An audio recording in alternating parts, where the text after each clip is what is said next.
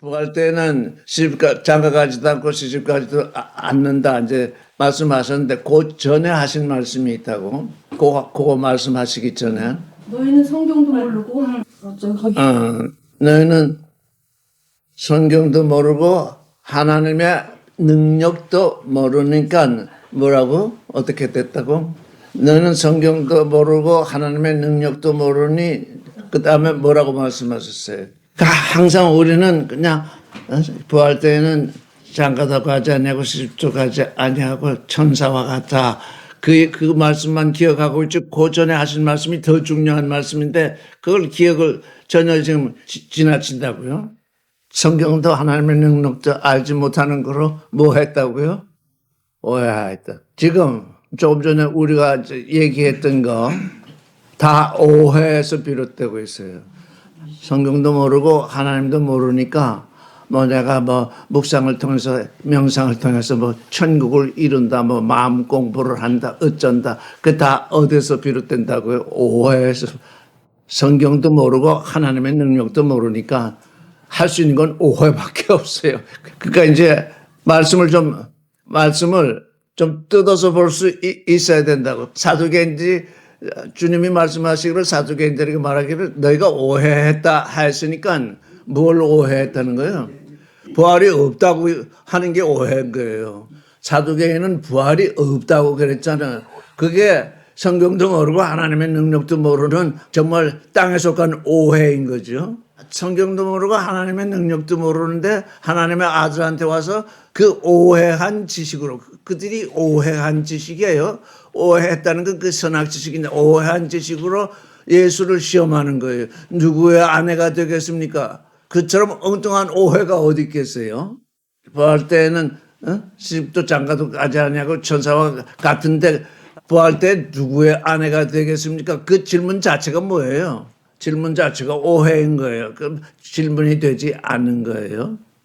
자, 그런데 이제 더 이제 나가면 31절 죽은 자의 부활을 의논할진대 하나님의 너에게 말씀하신 바 이게 지금 주님이 말씀하시는 게 지금 연결이 되는 겁니까? 지금 사두개인들이 이렇게 와서 예수께 질문을 했는데 죽은 자의 부활을 의논할진대 하나님이 너에게 말씀하신 바 나는 아브라함의 하나님이요 이삭의 하나님이요 야곱의 하나님이라 하신 것을 읽어보지 못하였느냐. 하나님은 죽은 자의 하나님이 아니요 산 자의 하나님이라. 이렇게 답변을 하신 건 무슨 뜻일까요? 여기 아주 깊은 의미가 있어요. 저는 이번 주에 비로소 이 말씀을 알게 됐어요. 이게 그러하구나. 예수께서는 지금 하나님이 말씀하시기를 나는 아브라함의 하나님이요 이삭의 하나님이요 야곱의 하나님이라 이렇게 말씀을 하셨는데 예수는 어떻게 읽었다는 얘기예요. 거기 답이 나오잖아요. 나는 아브라함의 하나님이요 이삭의 하나님이요 야곱의 하나님이다. 그런데 그렇게 말씀하신 하나님의 마음의 뜻은 뭐였다는 거예요? 그러니까 믿음이 산 자는 나는 산 자를 보고 그런 자의 하나님이다. 믿음이 산 자. 거기에 좀 가까이 가기 시작한 거예요. 좀 더 깊이 생각해 봅시다. 나는 아브라함의 하나님이요 이삭의 하나님이요 야곱의 하나님이라 한 것을 읽어보지 못하였느냐. 하나님은 죽은 자의 하나님이 아니요 산 자의 하나님이라. 그러면 아브라함은 예수 때 죽었어요 안 죽었어요? 육신이? 죽었죠. 이삭은요? 다 죽었죠. 야곱은요? 근데 예수께서는 어떻게 보고 계세요? 그들이 산부화를 했기 때문에. 살아있다고 보는 거죠? 살아있다고. 이만희 씨는 어떻게 돼요? 이제 죽는다고 그러죠? 그러니까 그게 부활이 없는 거예요. 이게 아주 굉장히 중요한 의미를 갖고 있다. 하나님을 향해서 살아있느냐, 산 부활로 살고 있느냐, 믿음이. 근데 그보다 훨씬 뛰어넘는 아주 의미심장한 의미가 여기 들어가 있어요. 그걸 오늘 발견해야 돼요. 여러분이 좀 믿음으로 하나님을 향해서 살아있었다. 아브라함도 육신은 떠났지만 아브라함도 이삭도 야곱도 그러하다. 그러니 하나님은 산 자의 하나님이요 죽은 자의 하나님이다. 근데 사람들이 육신의 눈으로 보기에는 아브라함도 이삭도 야곱도 육신이 떠났으니까 육신은 분명히 죽었다고 생각하는데 예수께서는 그들을 산자라고 불렀다. 그러니까 제1차적으로 아브라함도 이삭도 야곱도 산부활의 실존으로 살았다. 이제 우리가 그걸 알 수 있는데 그것을 훨씬 뛰어넘는 의미가 여기 담겨 있어요. 오늘 그걸 발견해야 돼요, 지금. 어떤 의미가 있을까요? 산 자의 하나님이요, 죽은 자의 하나님이 아니라고 그랬으니까. 하나님 앞에 죽은 자가 있잖아요. 그런데 하나님은 사람이 죽는 걸 좋아하시나요? 하나님 앞에 죽은 자가 있는데 죽은 자가 죽도록 놔두는 것을 좋아하시나요? 그러면 뭘까요? 죽이기도 하고 살리기도 하는데 하나님의 마음은 어떤가요? 하나님의 마음은 살리기를 원하는 거죠. 살기를 원하시잖아요. 그래서 어떻게 하신 거예요? 하나님은 사람을 죽이기도 하고 살리기도 하는데 하나님의 진정한 마음은 사람이 살기를 원하세요. 그래서 어떻게 하신 거예요? 부활시키려고 하시죠. 근데 믿어야 부활이 되죠. 그러니까 우리는 지금 하나님을 믿고 있는데 뭐 때문에요? 우리는 원래 믿기 전에 어떻게 돼 있었죠? 죽은 자로 있었죠. 보세요. 우리는 믿기 전에 죽은 자로 있었잖아요. 하나님은 누구의 하나님이에요? 사한자의 하나님인데 우리가 죽어 있었으니까 그 하나님은 우리의 하나님이었을까요? 하나님은 죽은 자의 하나님이 아니니까 내가 너희로 하여금 살기를 원하는데 내가 죽었다. 나를 믿지 아니하고 죽었다. 그러니까 난 내 하나님이 아니다. 왜?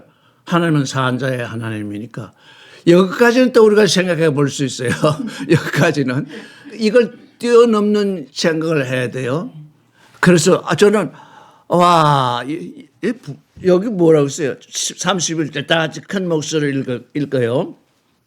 죽은 자의 부활을 의논할진대 하나님이 너에게 말씀하시는 죽은 자의 부활을 말해보고자 한다면 아니 아브라함의 하나님, 야곱의 하나님, 이삭의 하나님이라고 하시는데 그 야곱의 하나님, 이삭의 하나님, 아브라함의 하나님, 야곱의 하나님, 이삭의 하나님, 야곱의 하나님을 말하는 그것은 죽은 자의 부활을 말하는 거다. 그러니까 아브라함도 이삭도 야곱도 어떻다는 거예요? 죽어 있었다는 거예요. 아브라함이 하나님께 부름을 받기 전에 어떤 존재였어요? 우상을 만들고 죽어 있던 존재. 이삭은 어때요? 이삭도 아브라함이 하나님께 바치기 전까지는 하나님을 알지 못했잖아요.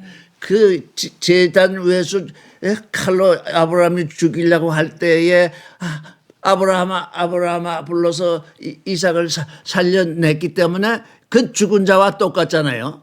하나님이 부르지 않았으면 찔러서 죽였을 거예요. 야곱은 어때요? 야곱은 더더구나 죽은 자였죠. 그래서 그 세 사람도 다 죽은 자인데 하나님이 살려내셨다. 특별히 하나님이 나는 아브라함의 하나님이요, 이삭의 하나님이요, 야곱의 하나님이라고 말씀하신 그 밑에 그 아주 사랑의 흐름은 무엇일까요?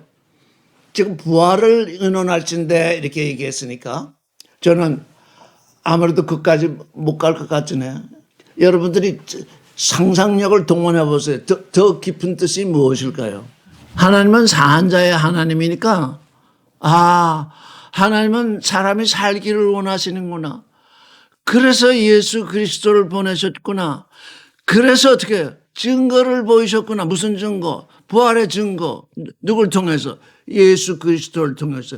그래서 그가 부활을 일으키는 창조자가 되었잖아요. 주님은 지금 부활을 사는 존재 앞에서 지금 어떻게 해요? 사도행전은 부활을 일으키는 존재 앞에서 지금 죽었다가 살아났을 때 누구의 아내가 되겠습니까? 육신의 일을 얘기하니까 오해도 무지막지하게 오해를 하고 있는 거예요. 부활을 믿지도 않으면서 부활에 대해서 질문을 한다는 게 뭐예요? 예수를 시험하기 위해서 하잖아요.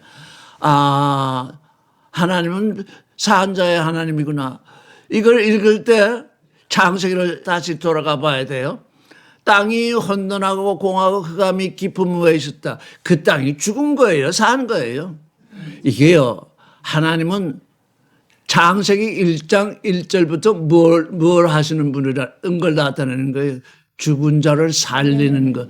그러니까 얼마나 거대한 징조예요. 땅이 혼돈하고 공하며 흑암이 깊음 위에 있을 때에 하나님의 영이 수면에 운행하시게 한 것은 뭐냐. 그 땅을 혼돈에서 질서가 오고 공허에 충만이 오고 어둠에 빛이 비추어서 참으로 산 것, 산 땅. 그래서 처음에 창조된 땅은 죽은 땅이었어요. 그걸 땅이 혼돈하고 공허하며 흑암이 깊음 위에 있었다 이렇게 표현을 했는데 사실 혼돈하고 공허하고 흑암이 깊음 위에 있는 거거든요. 우리 사람이 죽으면 육신으로서 이 얘기를 해봅시다. 사람이 죽으면 어떻게 해요? 혼돈하잖아요. 사람이 죽으면 어떻게 해요? 공허하잖아요. 사람이 죽으면 어떻게 해요? 흑암하잖아요. 지금 죽은 사람을 살리는 징조를 어디서 드러냈어요? 창세기 1장 1절부터 시작하시는 거예요. 땅이 혼돈하고 공허하고 흑암이 깊다. 첫 땅이 죽은 땅이었다. 그걸 내가 살려내었다. 하나님은 창세전에 사람으로 하여금 누구의 형상을 본받게 하셨다고 그랬죠? 그리스도의 형상을 본받게 하셨다고 그랬잖아요. 그리스도는 누구예요? 뭘 하시는 분이에요? 좀 깊이 생각을 해봐요. 그리스도는 누구시죠? 그리스도. 죽은 자 가운데서 사신 분이잖아요. 땅이 새롭게 된 것 같이 예수가 죽었다가 십자가에 죽었다가 제3일에 부활하셨으니까 아주 새로운 질서, 새로운 충만, 새로운 빛 그것으로 등장하는 거잖아요. 그리스도는 새로운 질서, 혼돈도 질서 중에 또 하나죠. 혼돈은 질서가 없는 질서예요. 공허는 충만이 없는 충만이에요. 어둠은 빛이 없는 빛이에요. 그래서 인간들은 혼돈을 질서로 삼고 공허를 충만으로 삼고 어둠을 빛으로 삼는 일이 왜 벌어졌냐? 그렇기 때문에 그런 일이 벌어지는 거예요. 하나님이 저만과 저 땅을 혼돈하고 공허하고 흑암이 깊음을 하셨는데 그냥 놔뒀다고 생각해 보여. 그냥 놔뒀으면 그 다음엔 어떻게 될까요? 죽은 채로 있는 거예요. 하나님이 창조한 땅이 죽은 채로 있는 거예요. 아무 이런 일이 일어나지 않아요. 우리 사람도 그래 해요. 지금 우리에게 말씀으로 말미암아 오는 질서가 없으면 혼돈이에요. 그런데 조금 전에 우리 원장님하고 얘기했지만 인간들은 뭘 질서로 여겨요? 하나님이 너는 무질서하다. 너는 혼돈이다. 그렇게 말씀하시는데 이건 나의 질서다. 지금 그러고 있거든요. 내가 지금 이런 새로운 질서를 이뤘다. 이렇게 얘기할 때 하나님의 말씀을 빼고 얘기하는 존재는 뭐냐. 내가 지금 혼돈 속에 있다. 그 얘기예요. 사람을 창조하셨는데 그 첫사람이 하나님의 말씀으로 말미암아서 질서가 오지 않았으니까 하나님의 형상을 받았음에도 불구하고 혼돈하고 공허하고 흑암이 깊음에 있는 거예요. 왜? 하나님의 형상을 일부러 주신 거예요. 이 하나님의 형상이란 것, 하나님이 사람을 하나님의 집으로 삼고 하나님의 밭으로 삼기 위한 그 일인데 실제 하나님의 형상을 주시고 모양을 주시기 전까지는 형상은 왔는데 모양이 오지 아니하면 어떻게 사람은 혼돈하고 공하고 흑암이 깊음에 있는 거예요. 왜? 하나님의 형상은 받았는데 실제 하나님이 내 안에 와서 계시면서 씨앗을 뿌려야 지금 질서가 오고 충만이 오고 빛이 올 터인데 하나만 딱 주셨으니까 그걸 인형에 비교해서 인형이 뭐예요? 인형. 사람의 형상으로 사람이 만들어낸 장난감이잖아요. 그 인형은 아주 사람보다 더 사람답게 만들어낼 수 있어요. 근데 뭐가 없어요? 생명이 없어요. 생각이 없어요. 마음이 없어요. 형상만 받은 사람. 지금 이 모든 성경 해석이 여기서 틀리는 거예요. 하나님의 형상을 받았으니 이제 우리는 모든 동물보다 우월하고 하나님의 아들이다. 하나님의 아들이 아니라 하나님의 아들이 될 바탕을 지어 놓으신 건데 그 바탕이 형상을 주셨는데 그 바탕이 혼돈하고 공하고 흑암이 깊은 모양이니까 각 귀하죠. 아니 어떻게 하나님이 처음 땅을 창조하셨는데 혼돈하고 공하고 흑암이 깊은 모양이 있었을까? 혼돈하지 아니하면 어떻게 질서가 오겠어요? 공허하지 아니하면 어떻게 충만이 오겠어요? 어둠이 없으면 어떻게 빛이 오겠어요? 하나님이 행하시는 이 일을 누가 알아야 돼요? 하나님의 아들이 알아야 돼요. 이 창세기 처음부터 요한계시록까지 이 글이 누구를 위해 쓰여 있어요? 하나님의 아들이 될 사람들을 위해서 쓰여 있거든요. 하나님이 왜 이렇게 사람들이 이해할 수 없는 일, 그 처음 땅 그냥 온전하게 지었으면 되는데 처음 땅을 온전하게 지었으면 사람을 거기에 창조할 수 있을까요? 못해요. 땅이 온전한데 거기다 불완전한 사람은 어떻게 짓겠어요? 창조하시겠어요? 이 사람을 징조하는 땅, 그게 혼돈하고 공하고 흑암이 깊은 모에 있었다. 왜? 내가 창조할 사람이 바로 그렇게 될 것이기 때문에. 근데 그렇게 된 것이 왜 그러냐? 내가 내게 질서를 주고 충만을 주고 빛을 줄 것이기 때문에. 그래서 하나님의 아들이 될 사람들은 혼돈과 공허와 흑암을 지나서 이제 질서와 충만과 빛을 받게 되니까 하나님이요, 하나님은 위대하시도다. 왜? 나 같은 존재를 이렇게 빚어서 하나님처럼 되게 하셨으니 이렇게 하지 않고서야 내가 어떻게 하나님을 알리요? 사두개인들이 성경을 모른다는 게 뭡니까? 그거 하나님이 행하신 일을 전혀 모른다는 얘기예요. 지금 왜 하나님이 그렇게 하시는지.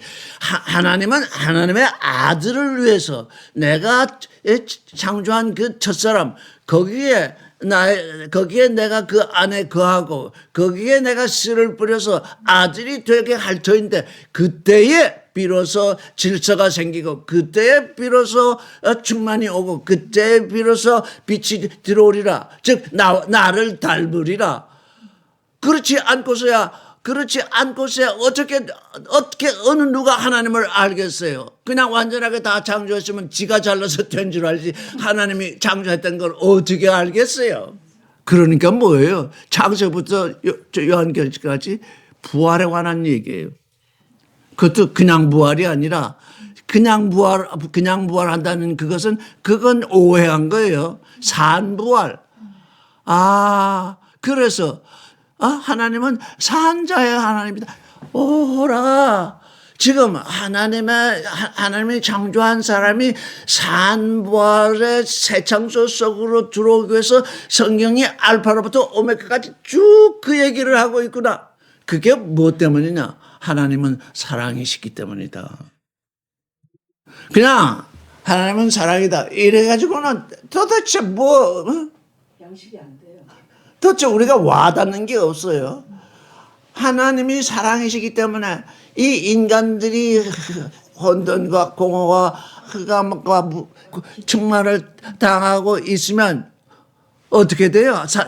하나님을 믿지 않는 존재. 하나님이 있으면 나와보라고 그래. 내가 이렇게 혼돈한데 질서를 주기는 해. 내가 이렇게 공허한데 충만이 오기나 해. 내가 이렇게 어둠 속에 있는데 빛이 오기나 해. 하나님이 있으면 나와보라고 그래. 그렇게 하나님이 어떻게 욕을 먹어요? 하나님이 욕을 먹는데 그 욕을 참으시는 거예요. 왜? 무엇이 중요해서? 아들이 중요했어. 아들을 얻는 것이 그렇게 중요했어. 그게 언제부터 되었다고요? 창세전부터 된 거. 여러분, 이거 창세전에 예정하셨다. 그러니까 뭐예요? 하나님은 고난을 자초하신 거예요. 하나님이 고난을 자초했으니 우리가 하나님의 아들이 된 건 우리도 뭐예요? 고난을 자초하는 것입니다. 고난을 자초하기 싫으면 하나님 믿지 마세요. 왜? 하나님이 고난을 자초하신 것은 하나님의 아들을 얻기 위해 하신 건데 우리가 고난 속에 들은 건 뭐예요? 육신의 첫사람이 영의 둘째 사람으로 들어가는데 이게 뭐예요? 육신의 첫사람이 영의 둘째 사람으로 들어가는 데는 거기에 초월이 필요하잖아요. 군보이가 나방이가 될 때에 거기에 큰 고난을 통해서 초월이 일어나잖아요. 그래서 하나님의 아들이 되고자 하는 존재는 고난, 그게 뭐예요? 그게 축복 중에 축복이요. 하나님의 하나님의 사랑이 응어리로 다가와 있는 거예요. 그게 예수 그리스도의 십자가인 거예요. 이제 앞으로 무슨 고난이다, 무슨 어려움이다 이런 거 당할 때, 주여 주시옵소서. 내가 이걸 축복인 줄 모르고 이게 그냥 사랑 덩어리인 것을 모르고 지금까지 그냥 불평하면서 지금까지 이렇게 어렵게 지나왔는데 하나님 자신이 고난을 취했는데 내가 어떻게 고난을 피하고서 당신의 아들이 되겠습니까? 그래서 그 시범을 누가 보였었어요? 예수께서. 아버지가 이미 그 선택을 하셨는데 인간의 눈에는 그게 드러나지 않잖아요. 보이지 않는 하나님이 행하신 일을 어떻게 누가 내가 이 일을 행하시니 보라 해봤자 그 헛소리가 되잖아요. 진짜 헛소리가 되거든요. 내가 이렇게 했으니 보라 할지라도 그건 헛소리가 돼. 그래서 어떻게 아예 아들을 사람으로 보내서 십자가를 지게 하고 죽었다가 부활해서 그 사랑 덩어리를 들어 올리니까 자 너희가 보느냐? 너희가 듣느냐? 너희가 깨닫느냐? 그걸 모르고 내가 저 명상을 통해서 마음 공부를 통해서 하나님을 천국을 아이고 그게 다 뭐예요? 그게 흑암한 소리요. 그게 혼돈한 소리요. 공허한 소리라고요. 그걸 확실하게 이해를 해야지. 그게 딴소리네. 이렇게 얘기해서는 아무도 이해할 수가 없어요. 내가 이해한 것이 되지 못해요. 그냥 설교자가, 목사가, 전도사가, 그건 아니다. 이렇게 했기 때문에 내가 그걸 따른다. 그건 아무 의미가 없어요. 그렇게 하는 건. 주님이, 아버지가 그렇게 행하셨으니, 주님이 오셔서 그 아버지가 행한 걸 육신으로 오셔서 우리에게 그 사랑을 증명하시잖아요. 증명하셨을 뿐 아니라 완성하시잖아요. 이제 너희가 내 안에서 새 창조를 이루라. 산부활의 존재가 되거라. 주여 주님이 우리에게 베푸신 그 은혜 정말 경이롭고 경이롭습니다. 찬송 부르겠습니다. 경이롭도다 주의 산부활 나 위하여 주님 예비하셨네. 기쁨으로 나가세 찬초월의 길 영원토록 주의 영광 본받으리라. 영원토록 주의 죽음 본받으리라. 그러니까 뭐예요? 그 죽음이 귀한, 정말 하나님의 행하시는 일은 너무 귀하잖아요. 여인들이 임신을 해서 아기를 낳을 때 그렇게 고난을 겪으면서 아기를 낳잖아요. 그건 하나의 그림자잖아요. 그 그림자가 뭐냐? 죽음의 고통이거든요. 죽음에 처할 정도의 고통을 통해서 아기를 낳는데 하나님은 자신의 죽음을 통해서 우리를 낳으시고 계신 거예요. 왜?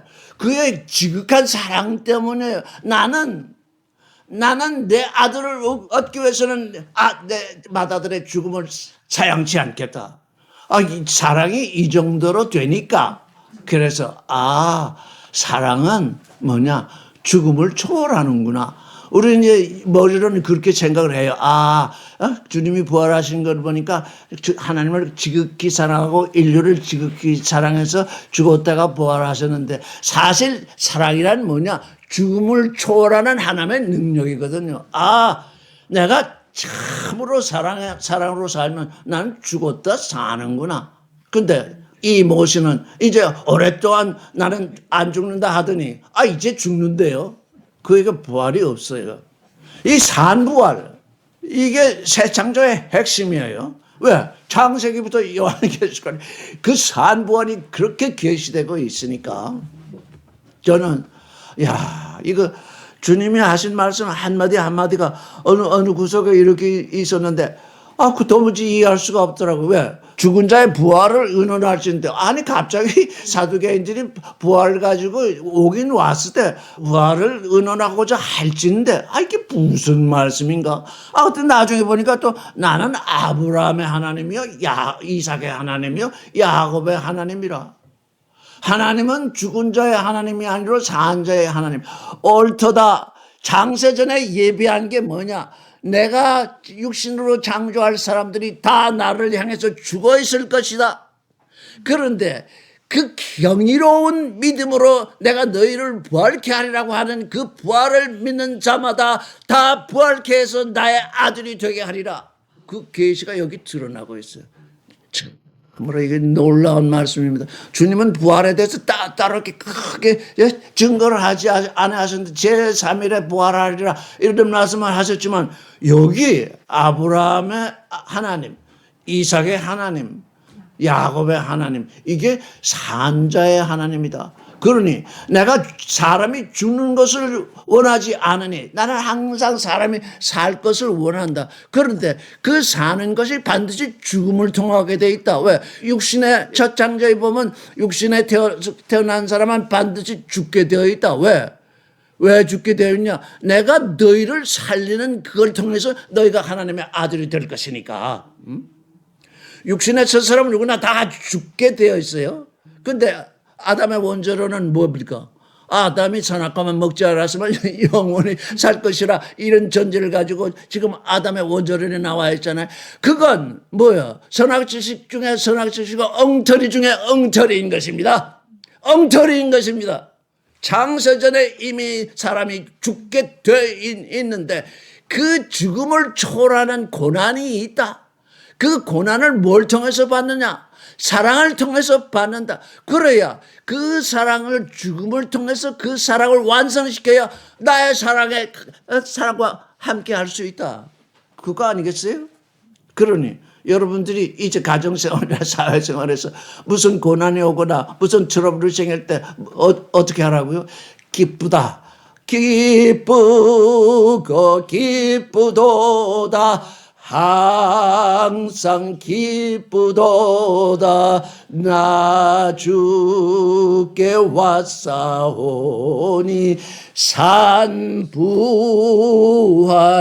산부활일세. 거기다가 복주옵소서. 그러면 땅으로 뚝 떨어진다고. 여러분 그저 복의 빛만 나면 아멘 아멘 해왔잖아요. 여러분을 탓하지 아니합니다. 어느 날도 교회라는 곳에 가면 그저 누구한테 설교를 맡으면 뭐 할 말이 별로 없어가지고 여러분 복 받으세요. 그러면 아멘. 그 복 때문에 다 설교라는 걸 하고 있습니다. 그 저주받으라는 얘기예요. 그래서 이 부활의 산부활, 아니 이게 왜 이렇게 감춰 있었을까? 사도 바울이 여기저기서 그리스도 안에 있는 존재는 새로운 창조라 이렇게 반복해서 얘기해 왔음에도 그건 다 지나쳐버리고 무슨 복덩어리가 있는지 세상 복을 달라고 그렇게도. 그래서 그게 뭡니까? 그래서 우리의 믿음은 초월의 믿음입니다. 이 세상을 초월하는 믿음. 그러니 얼마나 하나님은 지혜로우시고 은혜로우세요. 내가 너희를 100년, 요즘 사람들의 나이가 조금 어려서 할 수 있어서 100년 산다고 합시다.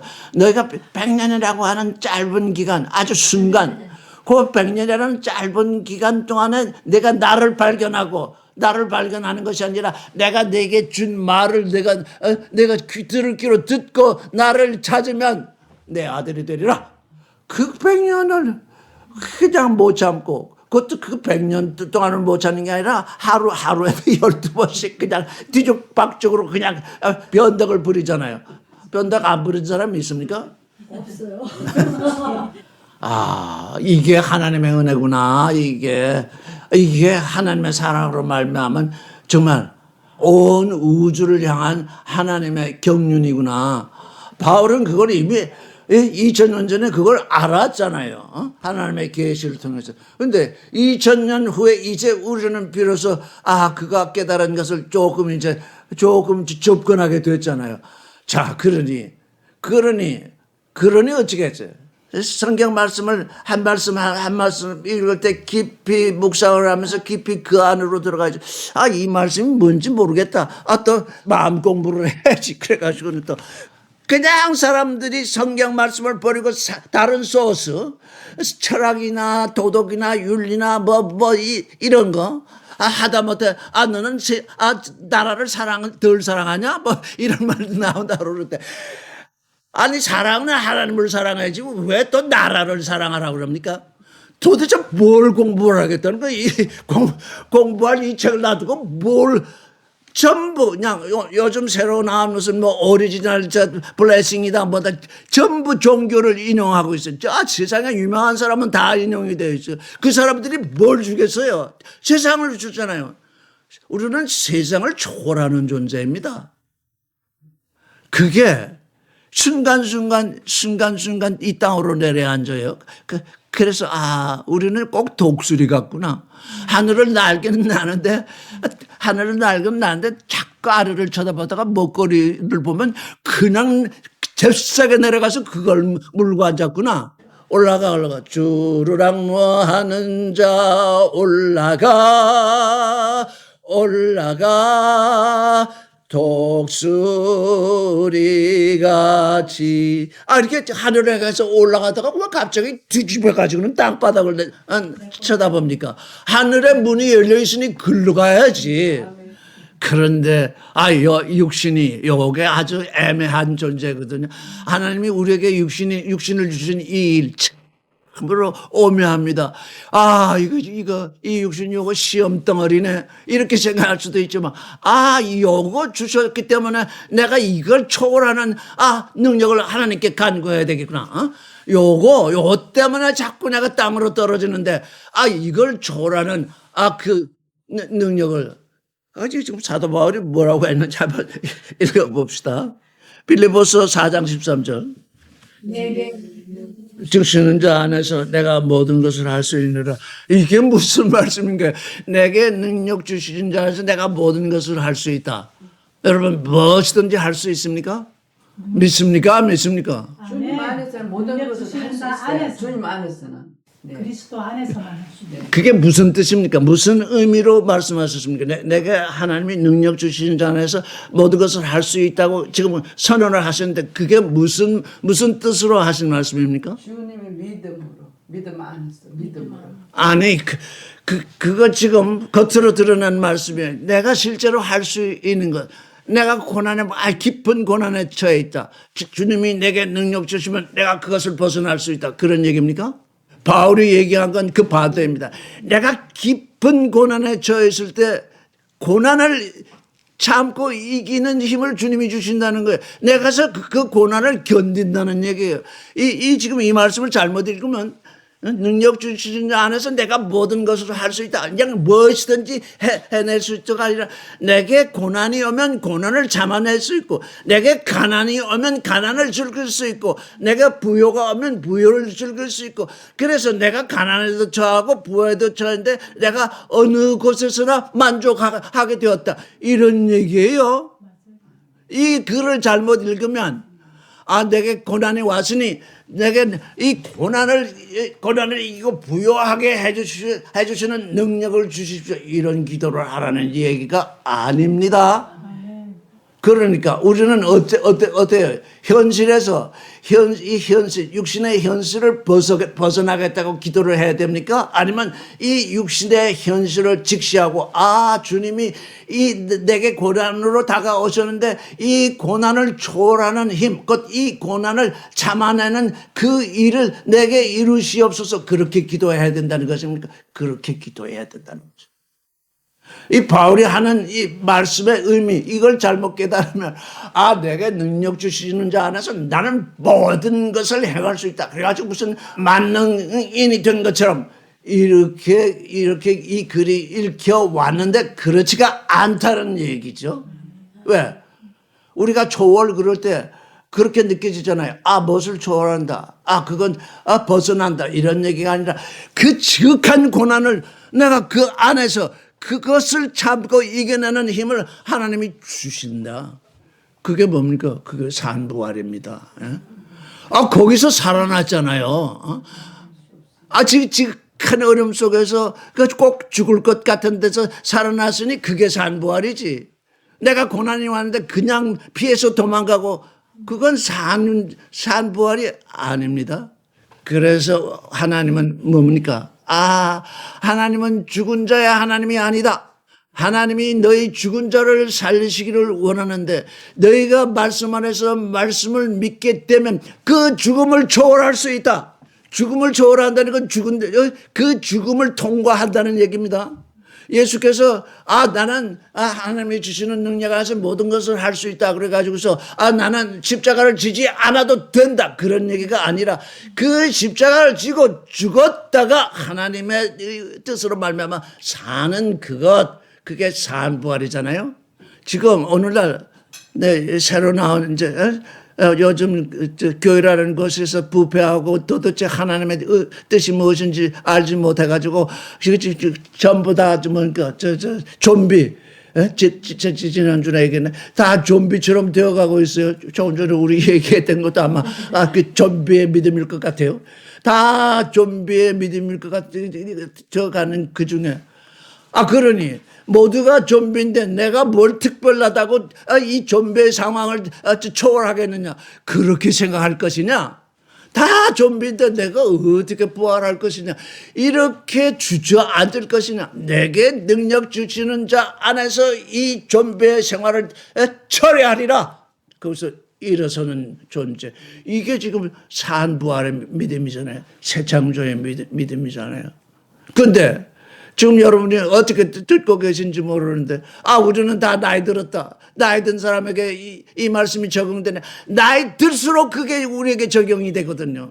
왜? 이미 나이라는 것이 나를 늙게 만들어가지고 이거 늙었는데 이 말씀은 내게 적용이 될 수 있느냐. 적용이 되고도 남지요. 왜? 아브라함이 백세의 아들을 낳았으니까. 새로운 부활, 산부활. 이제 산부활을 하게 되는 그 속사람, 그걸 참으로 우리가 애지중지 이제 바라봐야 되잖아요. 나이 들수록 그러하죠. 사실 아브라함에게 백세에 낳은 아들을 모리아산에 가서 제물로 바치라고 했을 때 그 아브라함의 슬픔이 얼마나 컸겠습니까? 그건 말로 다 할 수 없는 슬픔일 것입니다. 근데 죽은 자를 살리는 하나님, 바울이 말하기를 죽은 자를 살리는 하나님, 없는 것을 있게 하신 하나님. 이 아브라함의 믿음이 두 가지로 정의됐어요. 죽은 자를 살리시는 하나님. 내가 이삭을 잡아서 제사를 드릴지라도 하나님이 살리시리라. 그 부활의 믿음이잖아요. 그 믿음으로 하나님을 향해서 살아 있었던 것입니다. 그러니 나이가 상관이 있어요. 이거 참 끝이 없는 영원한 생명을 우리에게 주시는데 100년도 채 안 되고 60, 70년, 80년 또 그 안에서도 정말 하루하루 순간은 정말 없는 것 같아요. 그 시간이라는 게 없는 것 같아요. 그 시간을 견디지 못해가지고 그냥 안절부절하면서 지나가는 우리의 불쌍한 모습, 우리의 가련한 모습. 여기서 좀비의 삶에서 떨쳐 일어나게 하십시오. 좀 이렇게 기도해야 되지 않겠습니까? 아멘. 그게 아멘입니다. 정말. 나이 들수록 저는 이게 사실 나이 들면 여러 가지 어려운 점이 있더라고요. 산보를 가도 젊었을 때 간 것보다 힘이 들고 해보면 다 알거든요. 나이 든다는 게 이렇게 어려움을 초래하는구나. 근데 그는 백세의 아들을 모리아산에 가서 제물로 드리고서 3일 길을 걸어갔구나. 그런 결단. 이제 믿음은 결단을 요구합니다. 믿음은 그냥 가만히 앉아서 하늘에서 사고가 떨어지도록 입을 벌리고 기다리는 그런 믿음이 아니에요. 그건 자기 믿음이지 하나님이 우리에게 원하시는 계시된 믿음이 전혀 아닙니다. 계시된 믿음은 믿음이 오는 대로 새 창조를 행해야 됩니다. 새 창조 안으로 나아가야 됩니다. 나이 들수록 이 조그만 이제 실이 조금밖에 안 남았는데 조그만 잠시 실이 남아 있는데 그 실에 급박하잖아요. 실이 젊었을 때보다는 실이 확실히 촉박해졌잖아요. 이 시대를 금쪽같이 써야 되겠구나. 금쪽도 사실 비유죠. 세상 사람들이 금쪽을 귀하게 여기니까 그렇게 비유를 했는데 그것도 비유인 것입니다. 그렇게 하고자 하면 내가 젊었을 때 젊은 힘으로 살던 거나 늙어가지고 그 금쪽 같은 믿음으로 사는 게 거의 비슷해지지 않을까요? 젊었을 때 젊은 힘으로 살던 그 일이나 이제 늙어서 금쪽 같은 믿음으로 사는 일 때문에 내가 사는 삶이 비슷해지지 않겠느냐고요. 왜? 예? 우리가 나이 들어가지고 제일 어려운 게, 기술 시대를 사는 거더라고요. 이거 기술이 하나 아주 낮은 차원의 기술인데, 여기 가도 부딪히고, 저기 가도 부딪히고, 도대체, 우리 원장님이 오늘 이 집을 찾는데 또 고난을 겪었는데, 그 하나님이 주시는 그 자유로움은 뭐냐? 내가 생각하면 하나님 곁에 가 있어요. 내가 무슨 버스를 타거나 비행기를 타거나 택시를 타고 가지 않아도 내 믿음으로 하나님을 소망하면 하나님이 이미 내 곁에 와. 이게 우리에게 주시고자 하는 아들의 생명. 너무지 이게 세상에 그냥 장벽에 거쳐가지고 뭐 좀 움직이려면 그냥 꼼짝을 못 하겠어요. 그래도 젊은 사람들은 그래도 그 기술을 좀 익혀가지고 뭐 해서 좀 편하게 지내는 것 같은데, 사실 편한 게 아니라 진짜 불편한 세상에 지금 오고 있거든요. 그래서 우리는 이 불편한 세상을 초월하는, 육신을 초월하는 그 세상, 그 하나님의 나라, 거기로 우리가 부름을 받았구나. 그러니 여러분이 좀 불편하시더라도, 육신으로 좀 불편하시더라도 정말 자유로운 그 세계를 향해서 독수리처럼 날아갈 수 있게, 하늘을 향해서 날아갈 수 있기를 바랍니다. 골로새서는 끝을 맺어야 되는데 오늘 이 말씀을 드리는 것이 너무 중요해서 골로새서는 다음 주에 이제 끝을 맺기로 하겠습니다. 고맙습니다. 자, 찬송을 불러야 되겠습니다. 천지에 있는 이름 중 귀하고 높은 이름, 창세 전에 예정한 말씀의 이름 주 예수, 거룩한 주 앞에 엎드려 새 창조 감사함은 내 귀에 들린 말씀 중 귀하신 주님일세.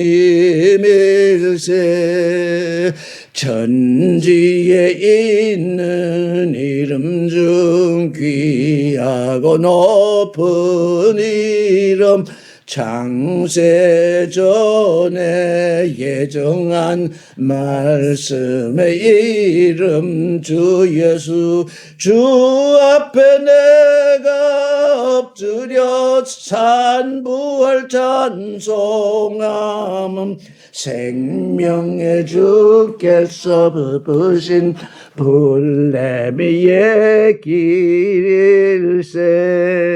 여러분은 정말로 복된 불레미입니다. 왜?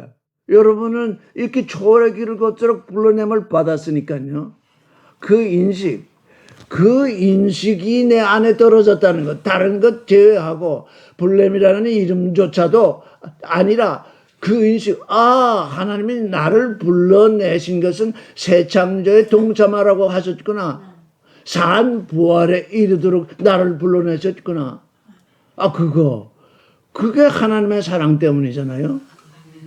그저 예수 의지함이 심히 기쁜 일일세. 불러냄을 받았으니 순께 순종하리라. 그 주 예수 믿는 것은 택하심을 받았네. 주의 형상 본받아서 새 존재를 이루리.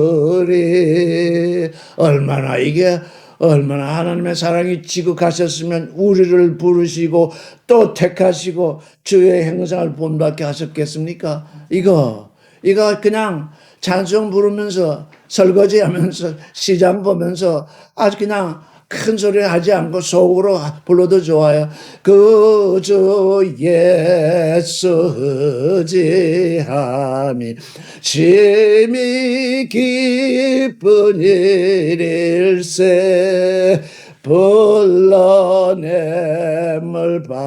받았으니 주께 순종하리라. 그저 예수 믿는 것은 주의 사랑 때문이라. 주가 신 길 따라가며 온전함을 이루리. 아멘. 사실 초래길은 구름 위를 걷는 길입니다. 그 좋아하면 그는 맨날 구름 잡는 얘기를 하네. 맞습니다. 구름 잡는 얘기가 아니라 구름 위를 걷는 얘기를 지금 하고 있습니다. 구름 위를 걷는 우리 실전이 되기를 바랍니다. 아멘.